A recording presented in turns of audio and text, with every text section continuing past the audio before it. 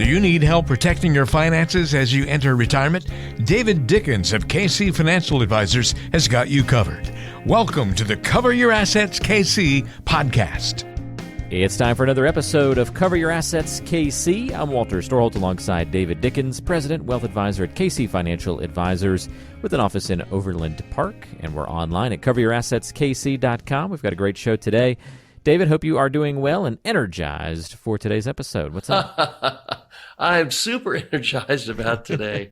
This is one we teased last time on the last podcast. And you know, with the markets down, what seems like a bunch, and maybe a bunch more before we're done with this downturn, it could be a little scary when you're either getting ready to retire or you have recently retired and you're like, oh my gosh, should I have hung on for another couple of years? So, you know, without giving specific advice to listeners, which of course we couldn't do because we don't know their individual situations, I hope I don't get too deep into the weeds. I hope something comes out of here that's actionable for our listeners. So that's kind of the goal today, is talk about the current market environment, especially if you're getting close to retirement. Well, you teased this on the last episode as advice for the almost retired. So if you consider yourself in that category, almost can be a little bit of a loose definition. So if you personally feel like you're almost retired, you're getting close, it's on the horizon, it's something you're thinking about, then this will be a good show for you to pay extra attention to, I suppose. And you said it, David, more and more people retiring every day. We got about 10,000 boomers. I think that's the number that I've seen are retiring every day. Lots of people who are in that about to retire category just based off of that number alone, or maybe they've recently retired. But yeah, we see the stock market down 15% since January, depending on what day you're looking at it. NASDAQ down even more. So I have a feeling, because I'm not almost retired, yet these drops get me a little nervous, David. I can only imagine what some folks who are close to retirement and haven't put together a good financial plan yet might be feeling, and maybe even wondering as far as should they retire on the same schedule with these recent drops. So I know you're not going to be able to give that specific advice on everything on today's show, but it leaves this kind of overwhelming question of what should the almost retired do? Yeah, so it's funny that a couple sentences ago, we could have probably just made it a 2-minute podcast and say, make sure you have a really good plan in place. And if it's not a written plan, it's not a plan. That's too vague, though, and you like way details. Too vague. You're a detail guy. I'm a detail guy, so we're going to get into some details. You know, earlier this week, late last week, we had a couple of really weird quotes from big people in the news that kind of play into my narrative for where we're going with this market downturn. So Jamie Dimon, CEO of JP Morgan Chase, biggest bank in the country, he says things like, we're bracing ourselves. It's a hurricane. That hurricane is right here, right down the road, coming our way. We don't know if it's a minor storm or Superstorm Sandy. Part of the hurricane is higher oil prices. I'm watching this train come down the tracks, and I'm very sad about it. That's what Jamie Dimon said. And that's like Elon Musk. Pretty inflammatory from a somewhat, like a respected person, like someone that's not just always throwing out inflammatory type comments, right? Exactly. I mean, he's usually pretty optimistic and, letting people know, things are good. So keep doing your banking with us. Elon Musk is out there talking about cutting his workforce by 10%. And he says, quote, he has a, quote, super bad feeling about the economy. Wow. He doesn't have a super bad feeling about many things. No. And that doesn't mean the next 5-10 years, but the next 6 to 8, 10 months could be pretty tough sailing. And then Goldman Sachs president said something like, I'm not going to use any weather analogies, referencing Jamie Dimon, but he spelled out his fear that from risks that inflation, changing monetary policy by the Fed, and Russia's invasion of the Ukraine could kneecap the global economy. So there are... Boy, that's a tough visual, isn't it? A kneecapping of the economy? Jeez. Yeah, especially when talking about the Russians in Ukraine. Yeah. So these are big, thoughtful people that are saying it could get really weird out there, and you should know where your money is. Maybe that's kind of what they were saying is, you don't necessarily have to be fearful, but you should know where your money is, because a storm is a-coming, and it's a bad time to not know where you are. So the setup that I want to use for the rest of this podcast is basically a pretty balanced portfolio that I bet a whole lot of our listeners will be able to relate to. So let's say that your 401k, your retirement money, is set up fairly balanced. You've got, for instance, you've got 70% in stock and 30% in fixed income. Fairly normal. Most people get to the end of their work life a little overweighted to stocks. And so 70-30 is a little overweighted. Let's say you have 45% in the S&P 500, and you've got another 10% in the NASDAQ, the tech-heavy stocks that have been doing so great over the last 10 years. Maybe you got 15% in international, mostly developed international. You're not looking around in the emerging markets, but you've got some Europe and some Asian exposure. And then you've got 30% in fixed income. And then for this example, I chose 4 different ETFs that mirror those things. The bond ETF I chose is one that is 7 to 10 year treasuries, so intermediate term treasuries. So that sounds, pretty balanced, and you ought to have a little bit of good going on when bad stuff's going on in the stock market. Right now, that portfolio, the S&P 500, including today's activity, would be down about 14.5%. The international is down about 12.7%. The NASDAQ is down a little over 23%. And 7 to 10 year treasuries are off 11.5%. So you kind of think, well, wait a minute. I thought bonds were supposed to go up when stocks go down. Well, the problem is the Fed's raising interest rates. So when you might hear a snippet from somebody on CNBC saying, wow, there's really been no place to hide this year, that's what they're talking about. You can't hide in bonds. You can only hide in cash. And then I hear silly people on CNBC saying, well, with 8% inflation, cash is a bad asset. Well, I don't know. If your stock portfolio is down 14 and your cash is down 0, I'd say it's been a pretty good asset for the last 3 or 4 months. So I threw a lot of numbers at you, but year to date, so if you had that balanced portfolio, year to date, it's down exactly 12.62%, which probably doesn't feel very good if you had, $1 million and you're down 130 grand. Yeah, I just grimaced a little bit. Mm-hmm. So you're thinking, man, I thought I had a pretty balanced portfolio. And now Jamie Dimon is saying, this isn't over. I need to jump out. I need to get out right now. Well, so that's the most people would say, I can't afford to lose this money. There's a pretty decent chance of a recession, if not this year, then in the next couple of years, which would cause a real bear market, which is down historically. A bear market brings at least a 35% drop, and we're down half of that right now. The last 2 major downturns took 5 years to recover.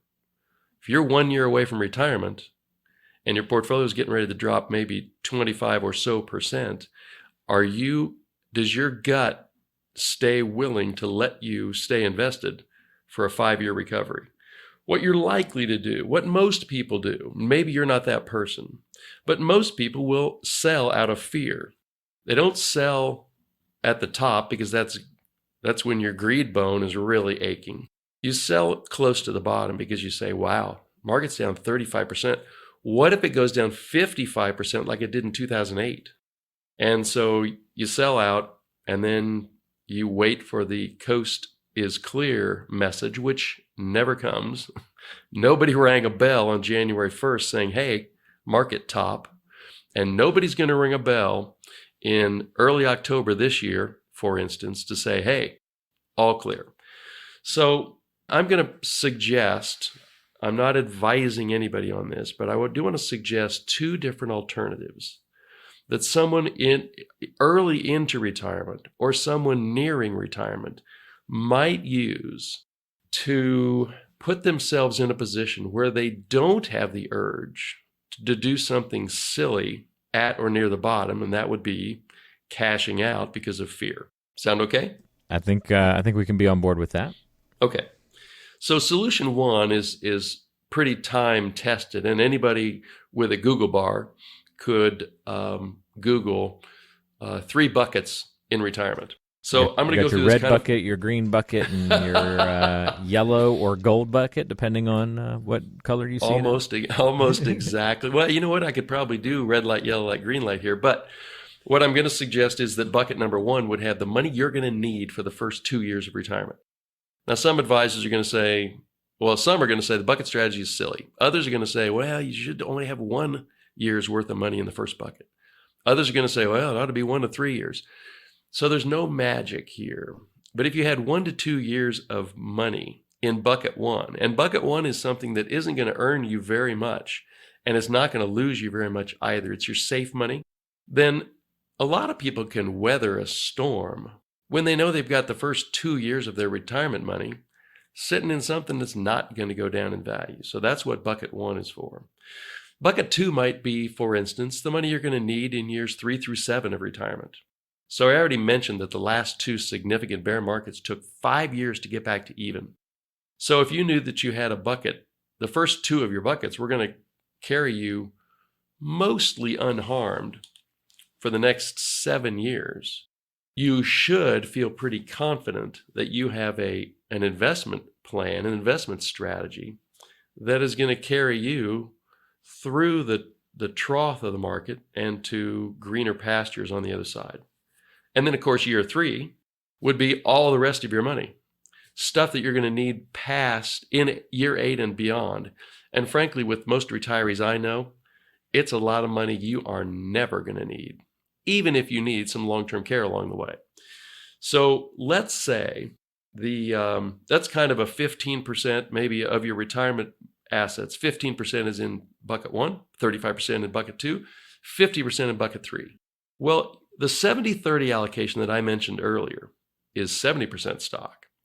So let's say that the entire third bucket is all stock. And based on my view of the market, it certainly stunk for the last 5 months, and it's probably going to stink more for the next 3 or 4 months.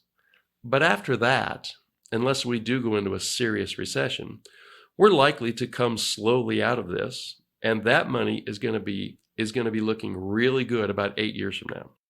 It's going to be looking really good probably a year to 18 months from now. But 8 years from now, there's a very high probability that that bucket is going to be worth more or a lot more than it is today. So It's really those first 2 buckets that you need to be concerned about when you're deciding, am I fearful or am I confident? And what if I'm fearful, pick up the phone, give you a call, David? Is that the solution there? And if I'm confident, do I maybe still do the thing to make sure that I'm not overconfident? Well, I would say that kind of depends. If you're confident at the bottom, then you're probably a really good do-it-yourselfer.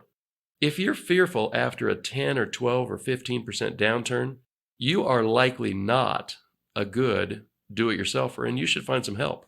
How's that? I like it. I'll take it. I think it's good. No, it makes a lot of sense, David. And so I think that's something that people can kind of lean into after listening to today's show a little bit. And you're kind of sitting there maybe wondering, maybe squirming a little bit, what should I do with this volatility and with what's going on? Well, that simple 2-sentence, very short answer was, get that plan in place and you'll be feeling a lot better about things. But then some good details to kind of back up what that looks like, how it should feel to have a good plan in place. Those things should all point us in the right direction, I think. Right. So that's asset strategy number 1. There are probably about as many asset strategies as there are advisors in this country, and that's a lot. But that's one that is pretty common. You can read about it on a Google search, and it might just make sense to you as a way to protect yourself from doing something silly close to market bottoms. My solution, what I use it with most of my clients, is something different than that. It's more complicated, and studies would tell you it's more effective than that. But it's not necessarily easy to do on your own, and it's also easy to lose confidence in if you're not using an advisor. So what I do is I use a triggering mechanism. I'm not going to go into significant detail here, but I'll tell you exactly what it is. We look at the 50-day and 200-day moving averages of, for instance, the S&P 500. And most times over a 50-year period, the 50-day moving average is going to be above the 200-day moving average. In other words, prices are rising, usually gently rising, and sometimes otherwise. But when the 50-day moving average crosses below the 200-day moving average, that's what I refer to to my clients as a hurricane warning. It's just funny to me that Jamie Dimon trotted out the hurricane analogy late last week. But I refer to it as a hurricane warning. And then I tell my clients, if you live in Florida, you might get, and over a 10-year period, you might get 5 or 6 or 7 hurricane warnings. And you only get hit by 1 or 2. So with this particular system, you're going to get some false alarms. But in the study I've done of this type of system, you don't get hit by a hurricane without get the warning. You might choose to ignore the warning, but you're going to get a warning. So right now we got that warning. It was in mid-March. And part of the difficulty with using any system, no system works perfectly all the time. This particular system, the alarm went off and calls for a change to safety. In other words, let's say you had that 70-30 portfolio that I started the podcast off with, 70% stock, 30% bond. When this hurricane warning goes off, you would very likely switch to 30% stock and 70% bond. You go significant to safety. Now, what we did was we didn't go to 70% bond because interest rates are rising, bond prices are falling, so we went to largely cash because cash isn't going up or down. And when everything is going down, you just as soon have cash. But that's more detail. Sometimes this gives false warnings, like hurricane went 100 miles to the east or to the west. 2 or 3 weeks after my financial hurricane warning went off in mid-March, the market was higher by about 5%. And I'm sitting there thinking, oh my gosh, this doesn't look very good. Well, right now it looks really smart. And I think it's going to look even more smart next month and the month after and the month after that for several reasons that would take too much time to go into. But the Fed appears to be committed to being very vigilant about raising rates, continuing to raise rates. The economy is slowing, whether that's supply chain or people getting nervous or Jamie Dimon telling people they're going to be out of work or Elon Musk cutting 10% of the jobs or et cetera. Stock market's down, which makes people a little bit more wary. So there are a number of reasons why I'm convinced that we're probably in for another 10% down from here. Not necessarily a prediction, but I'm pretty convinced of that. So this solution, when people look at their statements, when my clients look at their statements and they go, oh my gosh, look at that. Market's going down, but I only have 30% of my hard-earned savings in the stock market now. So if it goes down a lot more, all that does is provide a better buying opportunity 1 month, 2 months, 4 months later to get in at lower prices, which is going to help my retirement portfolio over a 5, 10, and 20-year horizon. So that's a second solution, using a 50-day moving average, 200-day moving average crossover. There are a bunch of other ones. I know people and I have some clients who have a lot of money in annuities, fixed indexed annuities in particular. Well, they're sitting there going, all right, well, I'm not going to make anything on those this year, but they don't lose a penny in a down market. So lots of different tools you can use to build the retirement portfolio that best suits you and your emotional state when markets are going down, because everybody's happy when they're going up. Good points all across the board there, David, and I can see why you use that strategy. It's nice to be able to simplify things. The bucket approach is a great explanation for, I think, grasping onto the general concept, and then you certainly take it many steps forward from there with your clients. And I know we didn't get to every single little detail today, but that's certainly a good number of ways to look at the puzzle, see some examples about how that plays out. If you need help with your financial planning, you want to talk to David about getting on the right path to get to and through retirement, getting that written plan in place, not just kind of this, we'll talk about retirement, we'll see how we feel about it, but to actually do it. Pick up the phone, give them a call, get a review of your situation, see if you'd be a good fit to work with one another. 913-317-1414 is that number, or you can go to coveryourassetskc.com. Any final thoughts on this one, David, or additional items to add? Well, since this isn't actual advice for anybody, but I did kind of want to conclude with, well, Dave, those were kind of interesting things, but what do we do? Okay. And so just super quickly, if you're in your 30s or 40s, I would suggest that in the vast majority of cases, you just dollar cost average into your 401k or your IRA or your SEP account, and don't pay a lot of attention to what the market is doing, because if you're in your 30s or 40s, this type of market is going to happen at least a couple more times before you retire. If you're in your late 50s or early 60s, you're kind of in that retirement red zone. I would say the first thing that's really important is know yourself, know who you are, and know what you own in your portfolio. I mentioned earlier, but 2001 and 2008, those bear markets were 50% drops, and they took 5 years to recover. If you're prepared for that, then good for you, and you're probably a really good do-it-yourselfer. If that makes you really uneasy, then I'd find some good advice. The average downturn in a recession is about 35%. We're down about 15%. If we have a recession, even a mild recession, we have another 10% drop to go. Just be prepared for that. Don't be fooled by big market rallies in a bear market. Super quick. But in 2007, 8, and 9, when the market went down 55%, we had a 12% rally, we had an 18.5% rally, and we had a 24% rally, all before the market finally settled 55% down. So don't get fooled. I think we're in a longer term situation here. And don't get fooled when the market is up 5 or 6% thinking, oh, good, the coast is clear. It's probably not. And finally, the Fed is unwinding a super big experiment. We've never had negative interest rates before. In the history of the world, this quantitative easing they've been doing is buying all these bonds, and Congress has been printing money like crazy, trillions of dollars. Inflation is higher than I ever remember it, and I lived through the 70s and 80s. So there's a lot of stuff going on. So if you're in that retirement red zone, make sure you know who you are emotionally when the market's down 25%, and make sure you know exactly what you own. I love Next week. Sorry, Walter. On next week's program. Exactly. Markets are down. There's some losses in these portfolios. Is there a strategy that you can use in a down market to manage the tax bill on your investments?